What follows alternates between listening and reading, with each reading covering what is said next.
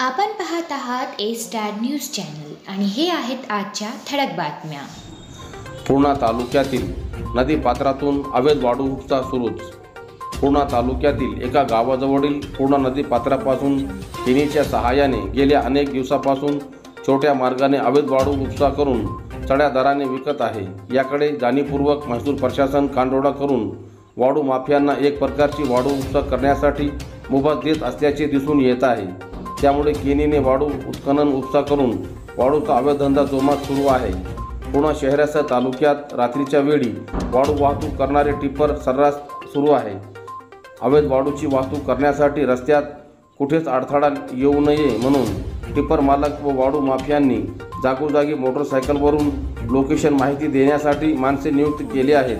तसेच अवैध वाळू वाहतुकीसाठी छुप्या पद्धतीने पोलीस देखील वाळू माफियासोबत आर्थिक हित संबंध जोपासत वाळू वाहतुकीस पाठबळ देत असल्याचे शहर व तालुक्यातील जनतेतून चर्चिले जात आहे।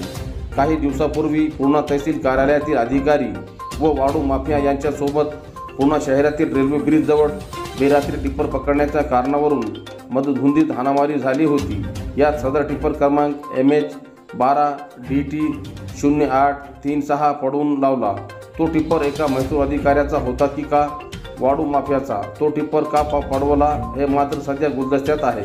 जर तो पकडून तहसील कार्यालयात जप्त केला असता तर बरेच काही सत्य उघडकीस आले असते, असा प्रश्न जनतेतून उपस्थित होत आहे। सध्या वाळू माफिया मोकाटच असून कुठलीच कारवाई करण्यात आली नाही।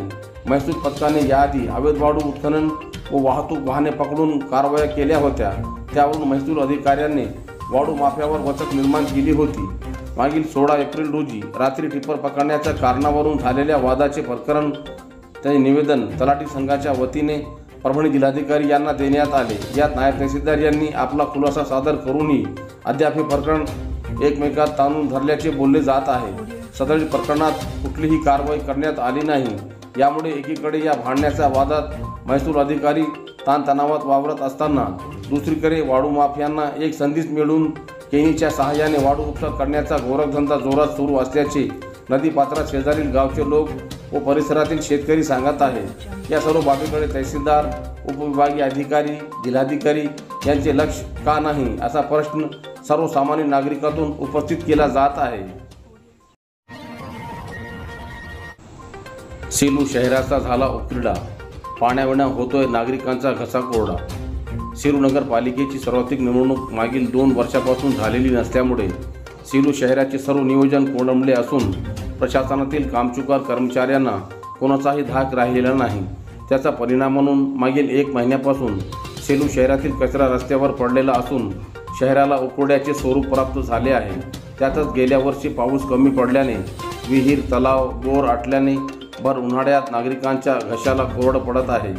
सेलू शहरात गेल्या अनेक महिन्यापासून कचरा डेपोच्या जागेची निश्चिती न झाल्यामुळे घंटागाड्या बंद ठेवण्याची नामुष्की सेलू नगरपालिकेच्या बेफिकिरी प्रशासनावर ओढवली आहे।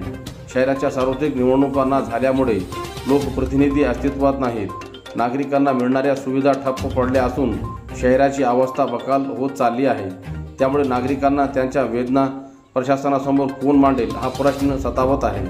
शहरातील पथदिवे, पाणी, स्वच्छता आदी मूलभूत सुविधा देण्याचे काम नगरपालिका प्रशासनाचे असून त्यासाठी वेगवेगळे विभाग कार्यान्वित असतात।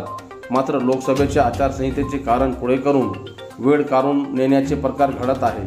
सेलू शहराच्या अनेक भागात नागरिक कचरा उचलणाऱ्या घंटागाडीची वाट तासनतास बघून न आल्यामुळे परिसरात असलेल्या मोकळ्या जागेत कचरा जमा करत आहे।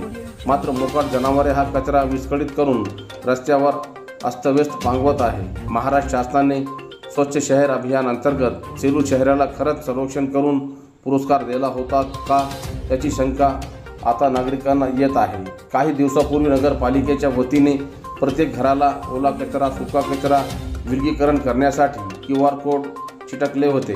त्याचा उपयोग केवळ राज्य सरकारच्या डोळ्यात धूळफेक करून स्वच्छ शहराच्या यादीत सेलू शहराची स्वच्छ शहर म्हणून खोटी नोंद करण्यासाठी होते की काय हे नागरिकांना कळायला मार्ग नाही। आज सेलू शहराला घाणीचा विळखा पडला असून दुर्गंधी पसरत आहे। त्यामुळे नागरिकांचे आरोग्य धोक्यात आले आहे। सेलू शहरातील कचऱ्याचा प्रश्न मोठा होत असतानाच लोअर दुधना प्रकल्पात असलेल्या कमी पाणी साठा नागरिकांची झोप उडविणारा आहे। मात्र यावर नगरपालिकेच्या वतीने कोणत्याही प्रकारची उपाययोजना करण्यात आली नाही। मनोज जरांगे पाटील यांना पानिपतला येण्याचे निमंत्रण। पानिपतच्या युद्धानंतर हरियाणा, उत्तर प्रदेश व उत्तराखंड या भागात विखुरलेल्या मराठ्यासह महाराष्ट्रातील मराठ्यांना देशात एकजूट करून मराठा यांचा सर्वांगीण विकास करण्यासाठी सुरजितसिंग दाभाडे, राष्ट्रीय अध्यक्ष पोलीस पाटील संघटना व नीरज चौधरी हे दिनांक 7 मे मंगळवार रोजी परभणी शहरातील जिंतूर रोडवरील सकल मराठा समाज मदत केंद्र परभणी येथे भेट देऊन मराठा समाजा बांधवांशी संवाद साधला। यावेळी मराठा समाजाचे वैभव पुन्हा प्राप्त करून घेण्यासाठी सदैव प्रयत्न करण्यासाठी नियोजन जरांगे पाटील यांची भेट घेऊन आम्ही पानिपतला येण्याचे निमंत्रण दिले असल्याचे सूरज सिंग यांनी सांगितले। तसेच देशातील मराठा समाज बांधवांचा सर्वांगीण विकास साधावा व विखुरलेल्या मराठ्यांना एकत्र करण्यात यावा या उद्देशाने हा कार्यक्रम आयोजित करण्यात आला होता। यावेळी समीर दुधगावकर यांनी कार्यक्रमासंदर्भात सविस्तर मार्गदर्शन केले। तसेच धाराजी भुसारे, भानुदासराव शिंदे, विठ्ठल काळदाते, अशोक भाऊ यांनी आपले मनोगत व्यक्त केले। भविष्यात हा विखुरलेला समाज एकत्र येणे काळाची गरज असल्याचे मत यावेळी सूरज सिंग चौधरी यांनी व्यक्त केले। सीमा सुरक्षा दलातील सेवानिवृत्त कमांडो संतोष शेडके यांचा सत्कार। 21 वर्ष सीमा सुरक्षा दल व NSG कमांडो राहिलेले सेलूचे भूमिपुत्र संतोष उद्धव शेडके सेवानिवृत्त झाले आहे। त्या निमित्ताने सेलू शहरात त्यांचा भव्य असा सत्कार व मिरवणूक सेलू शहरात काढण्यात आली। यावेळी वकील संघ, डॉक्टर संघ, शिक्षक वृंद, राजकीय नेते, व्यापारी संघ, सेवानिवृत्त आर्मी संघ, प्रतिष्ठित नागरिकांच्या वतीने त्यांचा भव्य सत्कार करण्यात आला। परभणी शहरातील डॉक्टर गजाला खान यांचा सत्कार। परभणी शहरातील दर्गा परिसरातील काझीबाग येथील रहिवासी असलेले शमशुद्दीन बेलदार यांची कन्या अंजुम शेख सद्दाम बेलदार यांच्या मुलीला बाळंतपण करण्यासाठी परभणी येथे आणण्यात आले। शासकीय स्त्री रुग्णालय परभणी येथे उपचार दरम्यान दाखल करण्यात आले असता कुठलीही सुविधा न देता नाकात नळ्या टाकून अंजुम यांना त्रस्त करण्यात आल्याने लगेच बेलदार यांनी डॉक्टर गजाला खान यांना मोबाईल करून स्वतःची मुली शाद हॉस्पिटल येथे दाखल केले असता काही वेळातच बाळंतपण झाल्याने बाळ व आई ठणठणीत असल्याचे समजले। या प्रकरणी दखल घेऊन लोकश्री मित्र मंडळाचे सामाजिक संस्थेच्या वतीने डॉक्टर गजाला खान यांचा सत्कार करण्यात आला। या प्रसंगी लोकश्री मित्र मंडळाचे संस्थापक अध्यक्ष सलीम इनामदार, अराफात काझी, शेख रेहान, दानिश इनामदार यांच्यासह आदींची उपस्थिती होती।